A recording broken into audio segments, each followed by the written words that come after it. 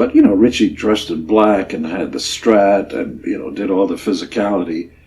And he certainly had a cool name. Ritchie Blackmore is often praised for his blazing guitar work, but how much of his success was actually tied to his image and showmanship? Was his onstage mystique just as crucial as his playing? Today we're diving into how Blackmore's visual presence helped cement his legacy, with some crucial insights from Gene Simmons, Blackmore himself, and Tom Relo. Now, I have already explored Ritchie Blackmore's penchant for showmanship in a video specifically on that, and in that video he talked about how he learned very early on that it was important for him to move around on stage and not just stand around playing. This is also something that guitarists as diverse as Jimi Hendrix, Pete Townsend, and Eddie Van Halen also integrated into their work. Now let's listen to what Gene Simmons had to say specifically about Ritchie Blackmore.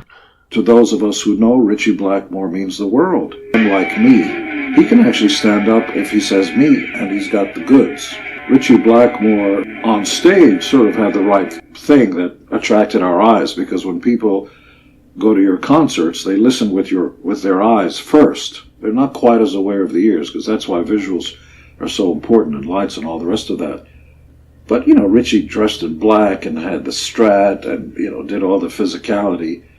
And he certainly had a cool name, because names are about all, Ira Lipschitz. That's not a good name for a guitar player. He had Blackmore. Yeah, to a 15-year-old, especially a 15-year-old guy, go, yeah, that's cool, Blackmore, more black.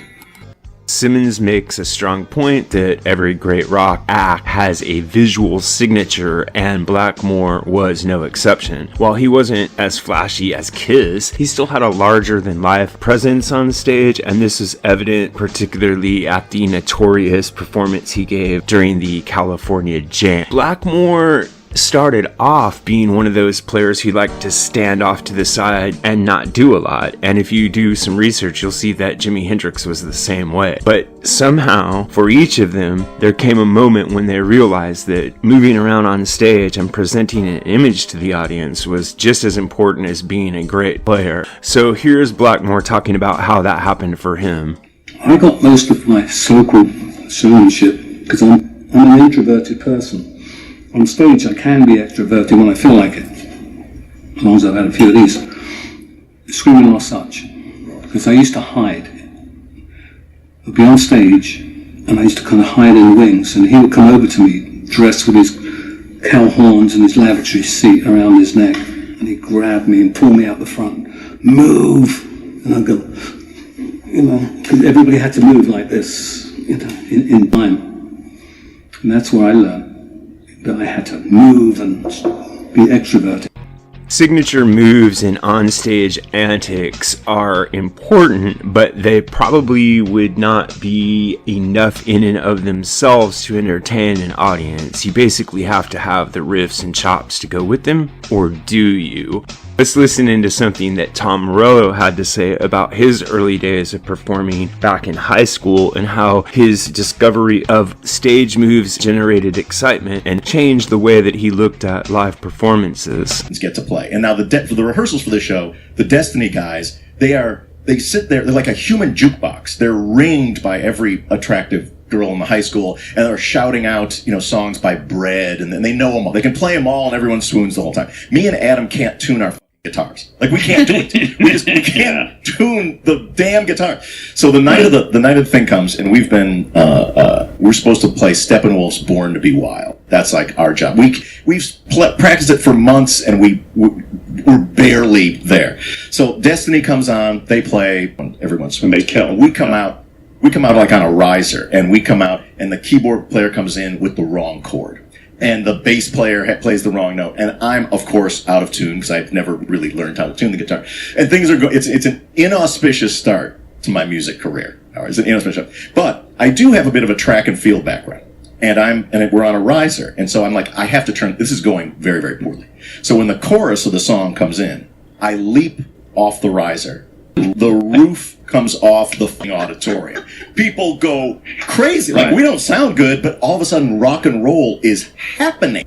destroyed Destiny that night. Wow. And I realized at the end of that show, I was like, this is what I want to do. Now, even though Morello goes out of his way to say that his band wasn't very good, one of the things that you can take away from this story that he tells is that even if you were a great player, that might not be enough to totally blow the audience away, because his band, being less technically accomplished than the band they were competing with, was able to totally blow over the audience due to Morello's spontaneous on-stage moves. So audience connect with musicians who understand that stage is a stage. It's not just a place to stand there and play, but a place where you can act and be larger than life. Now, Blackmore, Morello, and Gene Simmons are very different types of musicians, and they play very different types of music. But for all three of them, image and the visual representation of what they were doing played a crucial role in the audience experience of their art. And so I would like to ask you now, do you think Ritchie Blackmore would have become as big of a legend if he had just stood still and played the guitar? Or was his stage presence and signature look a key ingredient in his success? Now, if you happen to be lucky enough to have seen Ritchie Blackmore live, what was your impression of his stage presence? And do you think that showmanship is still as important for guitarists today, or has the focus shifted more to purely technical playing ability? Let me know what you think in the comments. Personally, I like to see people playing the guitar whether they jump around with stage moves or not. I find that process of playing the guitar in itself very interesting, but I can see where others would really like to see the kind of riser jumping and doing the splits and all those kinds of acrobatics. As long as it doesn't detract from the playing, I'm all for it. This is what I think, but what really matters is what you think. So if you have an idea about this or any other topic connected to classic or contemporary music, please drop it in the section below, and remember to like and subscribe. Thanks a lot.